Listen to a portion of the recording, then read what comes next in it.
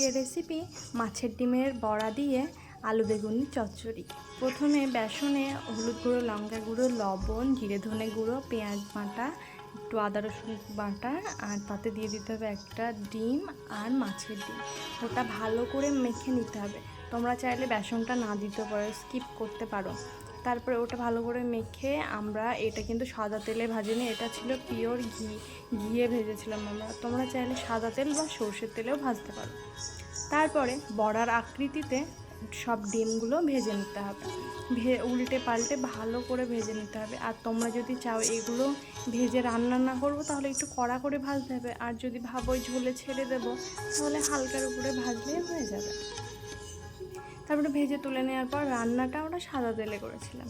তারপরে কড়াই পরিমাণ মতো সাদা তেল, জিরের ফোড়ন দিলাম আর একটা শুকনো লঙ্কা, আগে থেকে হাফ বেটে রাখা পেঁয়াজটা ওতে দিয়ে দিলাম। তারপরে ওটা একটু নাড়াচাড়া করে আদা রসুন বাটা আর হলুদ গুঁড়ো, লঙ্কা গুঁড়ো পানিতে গুলে নিয়ে ওটা ওর মধ্যে ঢেলে দিলাম। হ্যাঁ, শুকনো গুঁড়ো লঙ্কা আর হলুদ এমনি দিলেও হতো, আমরা একটু অন্য এক্সপেরিমেন্ট করে দেখলাম। তারপরে লবণ, মাই সিক্রেট মশলা, পরিমাণ মতো পানি দিয়ে ভালো করে কষে নিয়ে আগে থেকে কেটে রাখা আলু বেগুন ওতে দিয়ে দিলাম, দিয়ে ভালো করে কষে নিতে হবে।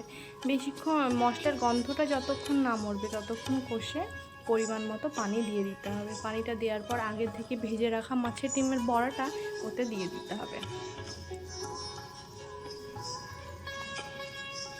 সবগুলো দেওয়ার পর আমরা কিছুক্ষণ ঢেকে দিলাম। তারপরে নামানোর আগে একটু ঘি দিতে হবে আর একটু চিনিও দিতে হবে। চিনির ভিডিওটা নেওয়া হয়নি, তোমরা দেখতেই পাচ্ছ কেমন লোভনীয় লাগছে দেখতে।